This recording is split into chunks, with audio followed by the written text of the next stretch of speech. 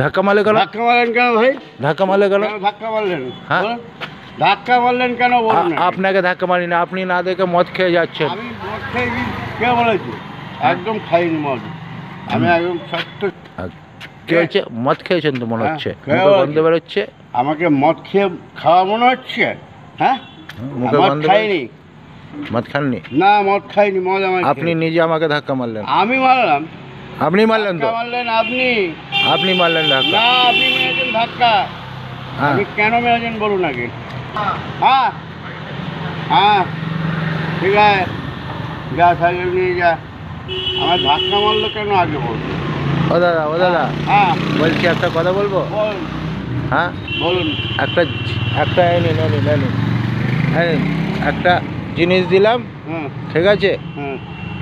হ্যাঁ হ্যাঁ, আমার ভুলে গেছে, হ্যাঁ আমার ভুলে গেছে। হ্যাঁ, আপনার ভুল হয়ে গেছে না? রোজ যেন এরকম ধাক্কা মারা হয়। Tata, bye bye. রোজ ধাক্কা খাবো আর মদ পাবো।